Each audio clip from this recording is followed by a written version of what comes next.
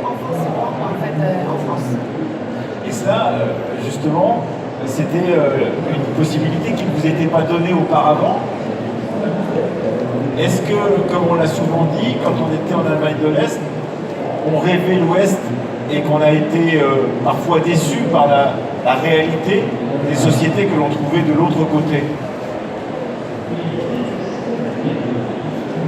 Also, ja, natürlich, man macht Erfahrungen, aber es war also alles im Grunde im Rahmen der Begeisterung gibt es da neue Erfahrungen. Das ist natürlich so, aber also, Frankreich hat mich nie enttäuscht eigentlich und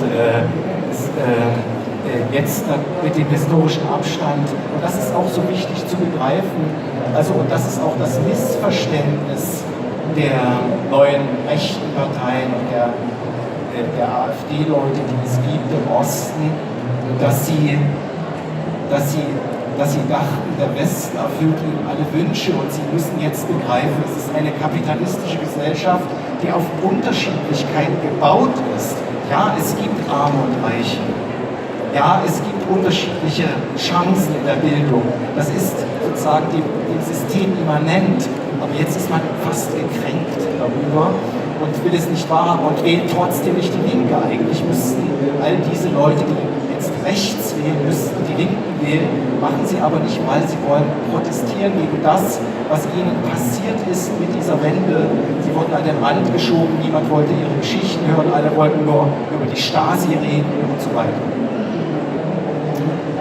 Oui, bien sûr, on a fait nos expériences et toujours dans le cadre de l'enthousiasme, naturellement, on fait d'autres expériences. Mais je dois dire que la France m'a jamais déçue. Et maintenant, avec un recul, en fait, avec une certaine distance à l'histoire, je pense que c'est très important de comprendre qu'ils se sont trompés, peut-être, le populiste, en fait, ou le militant, en fait, de l'AfD dans l'Est, parce qu'ils pensaient peut-être que l'Ouest allait réaliser leurs rêves, et ils ont dû comprendre qu'il s'agit d'une société capitaliste, en fait, qui s'est construite sur des différences. Il y a ce clivage entre riches et pauvres et que tout le monde a des possibilités différentes en fait dans cette société. Ils sont dessus dividés en fait et on aurait pu croire peut-être que ceux qui ont voté la droite auraient pu voter maintenant pour la gauche, mais ce n'est pas le cas parce qu'ils veulent protester, ils veulent se révolter et tout le monde s'attendait à d'autres choses que parler de la Stasi ou d'autres sujets. Ce qui est intéressant, c'est que ça rejoint un des champs un des champs historiques contemporains, Nicolas Hofstadter, qui est ce qu'on appelle l'histoire des possibles. C'est-à-dire qu'en revenant dans le passé, on s'aperçoit qu'il y a des chemins qui n'ont pas été empruntés, qui n'ont pas été pris par les acteurs, et que cette histoire des possibles permet de montrer qu'il y a une imagination humaine qui va au-delà du fil des événements dont on pense qu'il est, disons, déjà écrit ou qu'il est en voie d'écriture et qu'il n'y a qu'une seule voie. Ce qui est intéressant, c'est qu'aujourd'hui, on s'aperçoit qu'à tous les tournants de l'histoire humaine, il y avait des possibles qui ne sont pas advenus, en l'occurrence. Alors, ils ne sont pas advenus parce qu'ils n'avaient pas la possibilité de l'être, mais aussi, ils nous laissent entendre l'immense imagination des sociétés humaines, qui est bien plus large qu'une sorte de déterminisme qui conduit toujours à la fin de l'histoire, par exemple, au début de l'histoire avec Fukuyama. De défataliser l'histoire. Il n'y avait aucune naturalité à ce que les régimes de l'Est s'effondrent. C'est un processus historique qu'on peut expliquer, qu'il y a des causes, mais effectivement, il n'y a pas de fatalité. Et du coup, je pense qu'il y a deux choses qu'il faut restituer dans l'histoire de l'Allemagne de l'Est et du bloc de l'Est, et peut-être surtout de l'Allemagne de l'Est, et ça a été évoqué notamment à travers les propos de Lutzheimer, c'est qu'il y a deux utopies qui ont existé et qui racontent une autre histoire. Alors c'est quoi ces deux utopies? C'est-à-dire que si on regarde l'histoire de l'Allemagne de l'Est uniquement avec le méchant régime, la persécution, une vue d'en haut, ce qui était le cas. Ce qui était bien sûr aussi le cas, avec un parti communiste rigide, parfois inefficace aussi. Et en fait, il y a deux choses qui à mon avis, il faut restituer, c'est que l'Allemagne de l'Est ne se réduit pas au parti communiste et ne se réduit pas au cadre du régime. Et chez beaucoup d'Allemands de l'Est, il y avait l'espoir, pendant très longtemps, qui sans doute ça a dû s'amenuiser chez certains, de construire vraiment une société antifasciste, une société de gauche, et beaucoup, parfois contre le régime d'ailleurs, parfois contre le parti au pouvoir, ont cru à cela.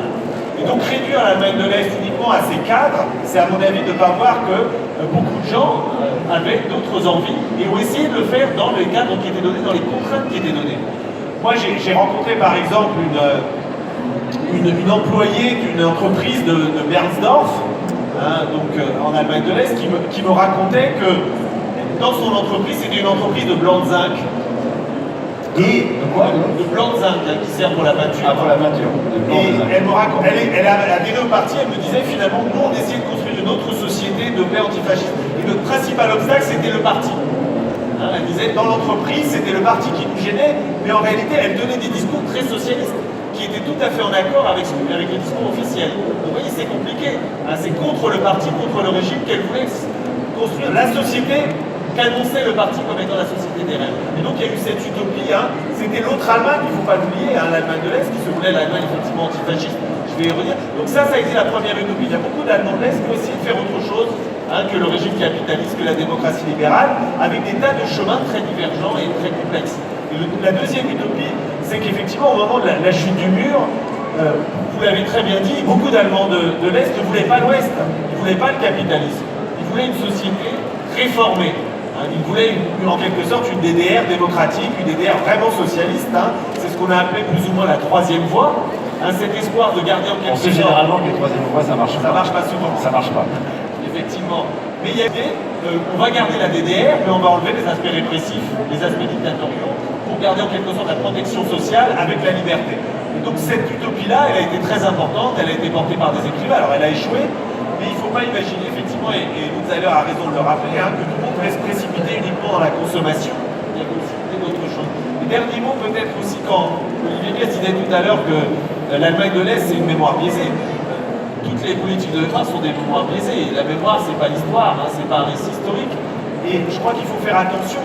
Il y a eu une vraie politique antifasciste. C'est pas uniquement un discours. Je veux dire, les enfants des écoles allaient visiter les camps de concentration. On faisait énormément de choses autour du nazisme, etc. Alors on le faisait avec